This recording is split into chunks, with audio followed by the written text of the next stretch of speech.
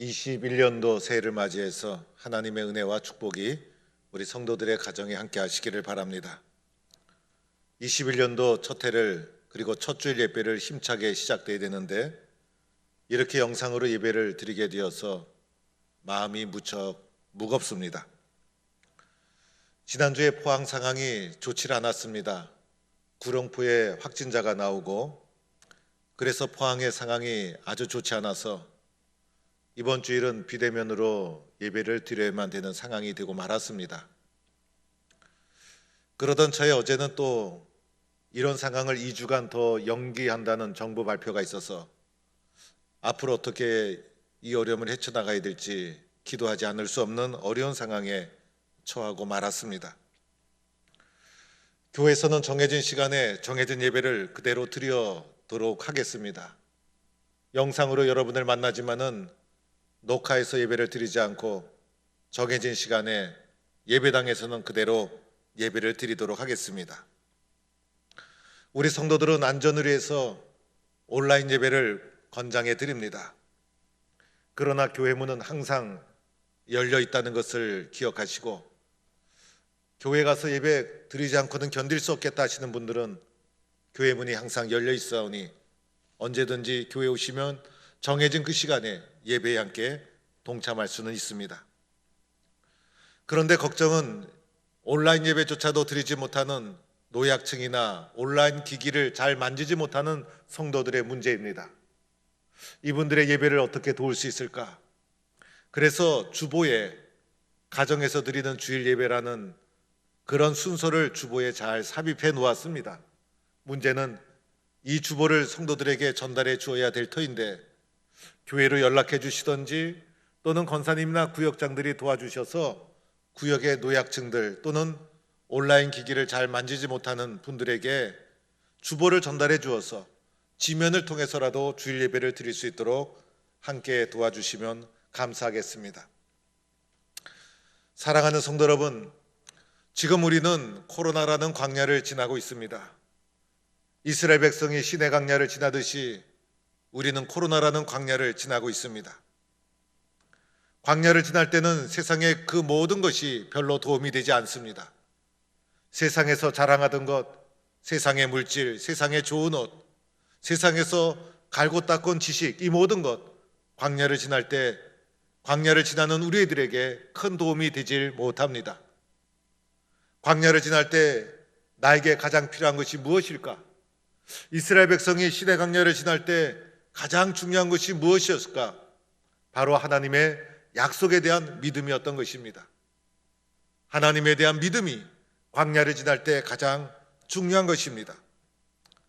따라서 오늘 코로나라는 광야를 지나면서 나는 예수를 잘 믿고 있는가? 나는 예수님을 어떻게 고백하고 있는가? 내 마음속에는 예수님이 살아 계신가? 나의 영적인 상황, 나의 믿음의 상황을, 나의 믿음의 기초를 다시 한번 잘 다지고 확인할 필요가 있는 것입니다. 오늘 요한복음 1장을 통해서 요한이 우리들에게 증거하고 있는 것이 무엇일까? 첫째는 예수님이 누구인가를 우리에게 증거하고 있습니다. 예수님을 정확히 인식하고 있어야 된다는 것입니다. 예수님을 바르게 이해하고 인식해야 된다는 것을 말해주고 있는 것입니다. 예수님을 알아도 제대로 알아야 되지 않겠습니까? 예수님이 누구인지 제대로 정확하게 인식하고 이해할 필요가 있지 않습니까? 다른 복음서에 보면 예수님은 마리아에게서 베들레헴 마구간에서 태어난 것으로 예수님의 일생이 시작되는 것으로 기록되어 있습니다. 그런데 요한은 그렇게 요한복음에서 예수님을 기록하지 않았습니다. 시간을 거슬러 올라가 예수님의 시작을 태초로부터 시작이 되었다고 선언하고 있습니다. 그래서 요한복음에서는 예수님의 신성, 예수님의 표적과 기적, 예수님의 하나님 아들 되심이 강조되고 증언되는 것이 요한복음서인 것입니다. 그래서 예수님에 대해서 보다 더 강범위하고 영적이고 우주적인 차원에서 예수님에 대해 증거하고 있다는 것입니다. 그래서 요한복음 1장 1절에 태초에라고 예수님을 선언하고 있습니다. 태초에 말씀이 계시니라. 이 말씀이 하나님과 함께 계셨으니 이 말씀이 곧 하나님이시니라. 이렇게 요한복음은 예수님에 대한 증거를 이렇게 증거하며 복음서를 시작하고 있는 것이에요. 예수님은 태초부터 계신 분이라는 것입니다. 시간을 거슬러 올라가다 보면 시간의 시작이 있지 않습니까? 시간을 과거로 올라가고 계속 올라가다 보면 시간이 처음 시작된 시점이 있지 않습니까? 그때를 태초라고 부르는 것입니다. 따라서 여기서 태초라는 것은 영원 전부터 있었다는 것을 말해주는 것이에요. 그래서 예수님은 세상에 그 어떤 것보다도 가장 먼저 계신 분, 태초부터 계신 분, 영원 전부터 계신 분이 우리가 믿는 예수님이라는 증언을 하고 있는 것입니다. 예수님을 단지 갈릴리 나사렛 출신으로 베들레헴에서 마리아의 몸을 빌어서 태어난 분으로만 이해한다면 부족한 예수에 대한 이해요 고백이라는 것입니다. 예수님은 태초부터 계신 그리스도가 되심을 요한은 우리에게 증거하고 있는 것이에요.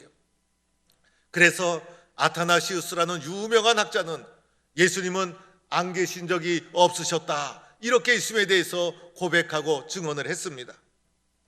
태초에 말씀이 계시니라.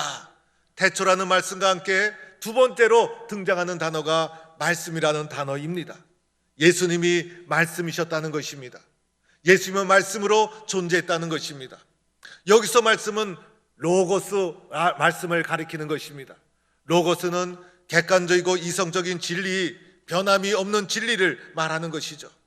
그래서 하나님은 말씀으로 세상을 창조하시고 말씀으로 무에서 유를 창조하시고 그리고 만물이 다 그로 말미암아 지은 바 되었고 그가 없이는 하나도 된 것이 없다, 이렇게 예수님에 대해서 말씀으로 증거하고 있습니다. 말씀이신 로고스, 그분이고 예수님이시고 예수님은 성육신하신 말씀이시라는 것입니다. 예수님은 영원 전부터 계셨던 말씀이 바로 예수님, 그래서 예수님은 태초부터 계셨던 영원한 말씀, 그분이 곧 예수님이라고 증거하고 있는 것입니다. 예수님을 이렇게 알아야 된다는 것입니다. 요한이 왜 예수님을 이렇게 증거할까요? 예수님을 이렇게 알아라, 이렇게 이해하라는 것이에요.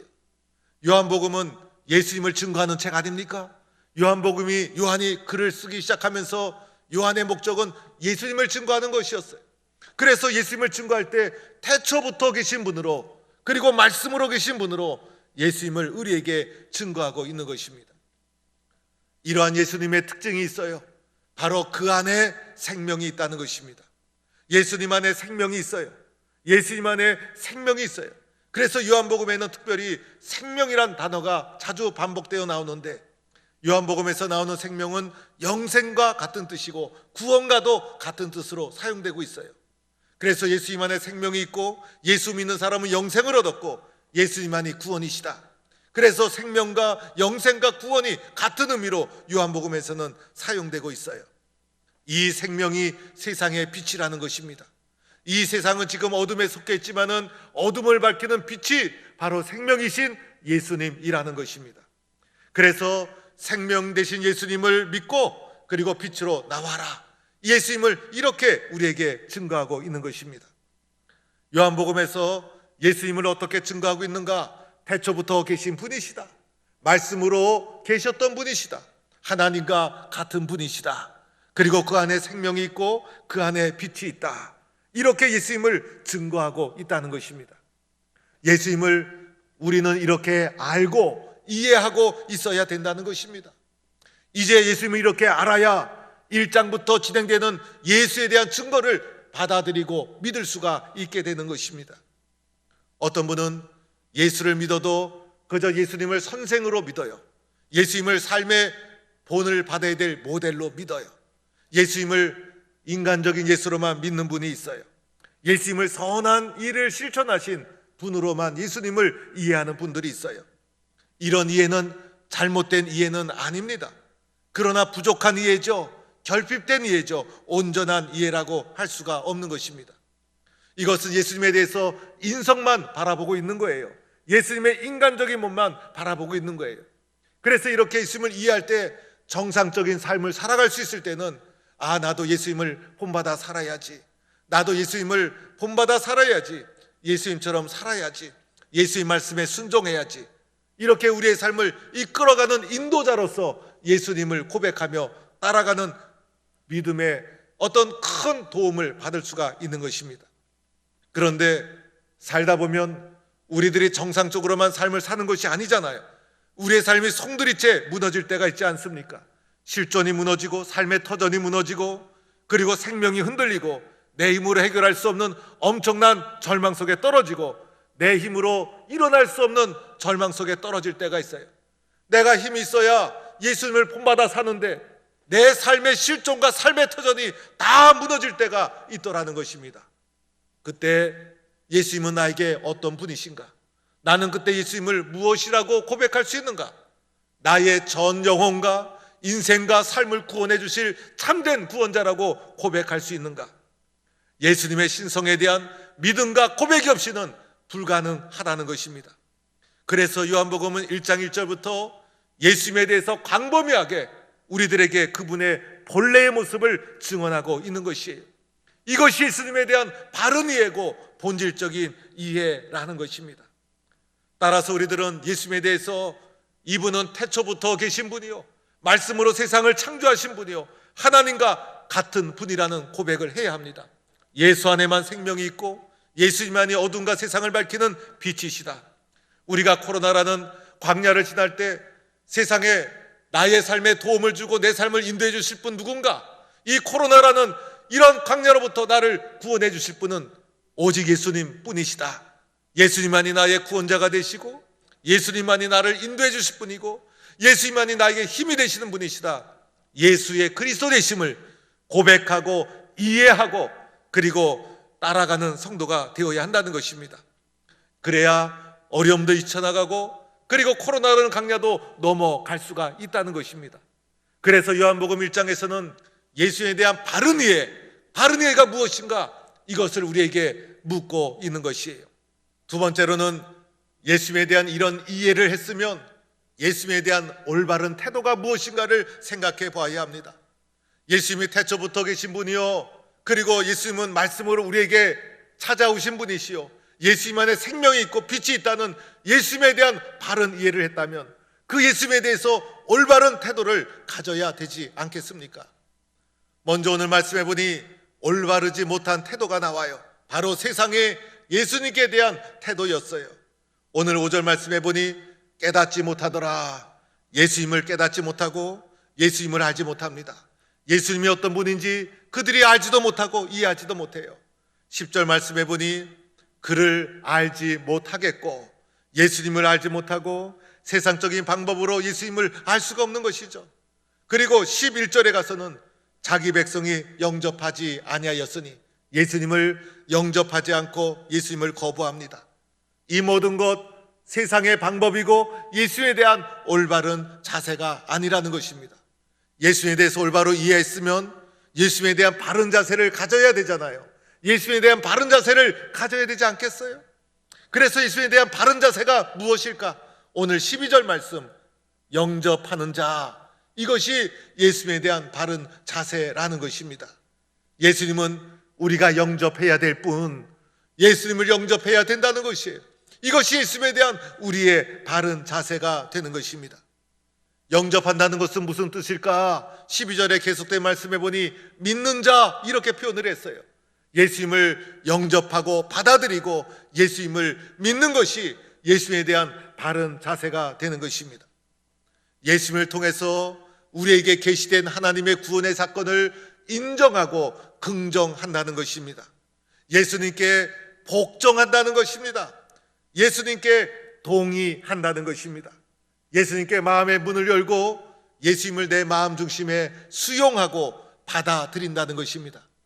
우리의 마음의 문이 열리면요, 끝도 없어요. 그래서 우리의 마음의 문이 열리면 예수 믿는 것이 얼마나 쉬운지 몰라요. 그런데 우리의 마음의 문이 닫히면 예수 믿는 것이 또 그렇게 쉽지가 않을 때가 있어요. 마음의 문을 열고 예수님을 마음속에 받아들이고 인정하고 수용하는 것, 예수님에 대해서 우리가 가져야 될 올바른 자세라는 것입니다. 예수 믿는 것 머리로 믿는 것이 아니죠, 여러분. 머리를 너무 믿으면서 살아가는 사람들이 있어요. 그런데 머리에 담아내면요, 그것이 쉽게 머리에서 떠날 때가 있어요. 쉽게 잊어버리고, 그리고 머리로 믿다 보면요, 그것이 삶이 되질 않아요. 머리에 있던 것이 마음으로 내려와야 되는 것입니다. 그래서 마음을 열고 마음 중심에 예수님을 인정하고 받아들이고 수용하는 것, 이것을 영접이라고 하는 것입니다. 이렇게 예수님을 영접하는 과정에서 세 가지 차원의 사건이 일어나죠. 하나는 지적인 사건이에요. 그래서 지적인 동의를 하고 인정을 하게 됩니다. 나를 향한 예수님을 통한 구원의 사건을 인정하게 되는 것입니다. 아, 그렇구나. 이것이 그런 뜻이구나. 그리고 두 번째는 의지적인 결단이 있어지게 되는 것이에요. 맞아, 나는 예수를 믿어야지, 나는 예수를 영접해야지, 내가 의지적으로 결단하는 과정과 절차를 밟게 됩니다. 또 하나는 감정적인 체험을 하게 되는 것입니다. 그래서 감격이 쏟아지고 은혜가 쏟아지고, 그래서 지정의가 사건이 내 속에서 예수님을 마음에 영접할 때 일어나면서 회개의 눈물이 쏟아지고, 아, 내가 죄인이었구나, 예수님 없이 살던 내가 죄인이었구나, 나의 유한성을 인정하고 예수님 앞에 회개의 눈물이 쏟아지고, 예수님을 영접하면서 기쁨의 감격이 쏟아지고 눈물의 기쁨이 쏟아지고, 그래서 은혜를 경험하게 되고, 이렇게 지정의적인 체험과 사건이 일어나면서 마음속에 예수님을 받아들이고 영접하게 된다는 것입니다. 여러분, 이 사건이 너무나 중요한 사건이에요. 그래서 찬송가도 보면요, 이러한 은혜를 찬송하는 찬송이 얼마나 많은지 몰라요. 오랫동안 모든 죄 가운데 빠져 더럽기만 한량 없던 우리들, 아무 공로 없이 구원함을 받아 하나님의 자녀 지금 되었네. 우리는 아무 공로 없습니다. 그러나 구원함으로도 하나님의 자녀 지금 되었네. 주의 그 사랑 한량 없도다. 찬송할지어다. 예수의 공로, 나는 아무 공로 없지만은 예수님의 공로로 지금 하나님의 자녀가 되었다는 찬송이에요. 또한 여러분이 잘 아는 찬송 중에 예수 앞에 나오면 죄사함 받으며 주의 품에 안겨 편히 쉬리라. 예수 앞에 나오면 죄사함 받고 주의 품에 안겨 평안함을 누리게 되리라. 우리 주만 믿으면 모두 구원 얻으며 영생 복락 면류관 확실히 받겠네. 이 모든 찬송이 예수님을 영접했을 때의 감격과 은혜를 찬송하고 있는 것이에요. 찬송가 중에 이런 찬송도 있죠. 예수를 나의 구주 삼고 성령과 피로써 거듭나니 이 세상에서 내 영혼이 하늘의 영광 누리로다. 예수님을 나의 구주로 삼고 성령과 피로써 거듭나니, 예수님을 마음에 영접하고 성령과 주님의 피로 거듭나니 이 세상에서 내 영혼이 하늘의 영광 누리로다. 이것이 나의 간증이요, 이것이 나의 찬송이요, 나 사는 동안 끊임없이 구주를 찬송하리로다. 얼마나 아름답고 생생한 감격이 녹아있는 찬양인지 모릅니다. 또 우리가 잘 아는 찬송, 나 같은 죄인 살리신 주 은혜에 놀라와 잃었던 생명 찾았고 광명을 얻었다. 예수님 몰랐을 때는 생명을 잃어버린 거예요. 그러나 예수님 믿고 나니 잃었던 생명을 찾았고 광명, 빛을 얻게 되었다. 그래서 찬송의 대부분은 예수 믿는 것이 얼마나 감격스러운지, 예수 믿는, 예수 영접하는 그 사건의 상황을 설명하고 찬송하는 것이 대부분 찬송의 가사로 되어 있어요. C.S. 루이스라는 유명한 목사님은 이렇게 말했어요. 이분이 예수님을 멀리 떠나서 방황하던 분이었어요. 그런데 나중에 예수 믿고 유명한 기독교 학자가 되었어요. 이분이 자신이 예수님 영접했을 때의 사건을 이렇게 설명을 했어요. 나 같은 탕자까지도 하늘의 문, 높은 문을 활짝 열어주셨다. 나 같은 탕자에게까지도 하늘의 높은 문을 활짝 열어주셨다. 이렇게 자신이 받은 은혜를 간증으로 표현을 했어요. 여러분, 머리에 있는 것은 금방 사라지죠? 예수님은 어디에 영접해야 됩니까? 마음에 영접해야 된다는 것입니다. 내 마음에 무엇이 있는가? 내 마음에 누가 있는가? 왜 이렇게 불안하고 두려운 것이 무엇일까? 내 마음에 예수님이 있다는 것을 잊고 있기 때문인 것입니다. 내 마음속에 무엇이 있는가? 나의 존재를 결정하는 것입니다. 내 마음속에 누가 있어야 됩니까? 바로 예수님이 있어야 되는 것입니다. 그래서 요한이 1장에서 예수님이 어떠한 분인지를 선포하면서 이분에 대한 올바른 자세, 영접하는 자, 영접하는 것이 예수님에 대한 올바른 자세라는 것입니다. 이렇게 예수님을 영접할 때 놀라운 사건이 뒤이어 일어나죠. 바로 하나님의 자녀가 되는 권세를 주셨다는 것입니다. 하나님의 자녀가 되는 것은 다른 방법이 없어요. 예수님을 영접할 때 하나님의 자녀가 되는 것입니다. 하나님의 자녀가 되었다는 것은 하나님 아버지로부터 태어났다는 것을 말하죠. 우리에게도 육신의 부모가 있잖아요. 육신의 부모를 통해서 내가 태어나듯이 영적으로 하나님을 통하여 하나님의 자녀로 태어났다는 것입니다. 하나님의 자녀로 태어나는 과정 속에 세상의 지식, 세상의 방법 아무런 관계가 없어요. 예수를 영접하면 하나님의 자녀로 태어나게 되는 것이에요. 여러분에게 육적인 부모가 있죠? 마찬가지로 우리들에게도 영적인 부모가 있는 거예요. 그리고 육적인 부모를 떠나고 육적인 부모가 없는 사람은 고아와 같은 사람이죠. 영적인 부모를 만나기 전까지, 영적인 아버지를 만나기 전까지 우리 모두는 고아와 같은 자라고 할 수가 있는 것입니다. 그래서 우리들은 영적인 아버지를 찾아 헤매는 존재가 바로 사람들이에요. 그런데 영적인 아버지를 어떻게 만날 수가 있는가? 바로 예수님을 마음에 영접할 때 하나님의 자녀가 되는 놀라운 권세가 주어지게 되는 것입니다. 따라서 예수 영접한 우리들 마음속에 이런 마음을 가져야 됩니다. 내 마음속에는 예수님이 계시고, 이 예수님은 어떤 분이십니까? 태초부터 계신 분, 말씀으로 계신 분, 그리고 생명이요 빛이 되신 분, 그분이 내 마음속에 계시고, 예수님을 영접한 우리들은 무엇이 되었습니까? 하나님의 자녀가 되었다. 나는 하나님의 자녀가 되었다. 이런 확신과 믿음을 가지는 성도가 될 수 있기를 축원합니다. 하나님의 자녀가 된 사람은요, 보는 것도 달라요. 우리가 하나님을 몰랐을 때는요, 세상에 욕심만 보였어요. 그런데 예수 믿고 하나님의 자녀가 되니 보는 것이 달라요. 그때부터 우리가 보게 되는 것이 하나님의 영광이에요. 그래서 자녀된 우리들이 은혜와 진리가 충만한 하나님의 영광, 그것을 바라보며 살아가는 자가 되는 것입니다. 여러분, 2021년도 첫 주일을 우리 성도님들이 온라인으로 드리게 되니 너무나 마음이 아프고 가슴이 무겁습니다. 그러나 아무리 어렵고 힘들고 그리고 코로나라는 광야가 우리 앞에 계속 진행될지라도 가장 중요한 것은 내 마음속에 무엇이 있는가?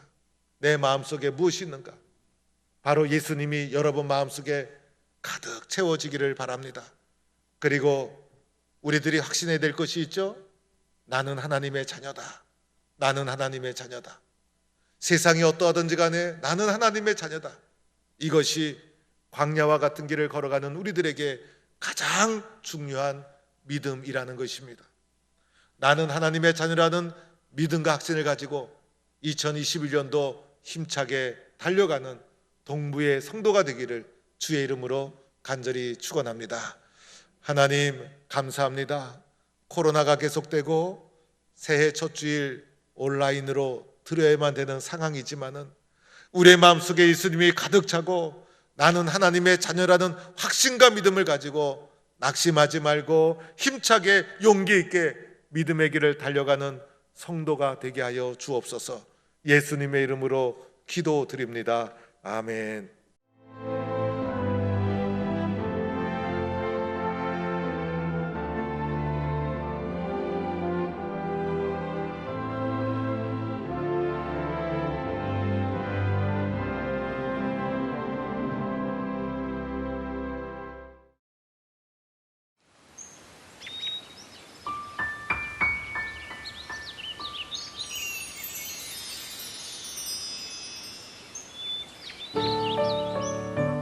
생명을 살리는 방송 CBS TV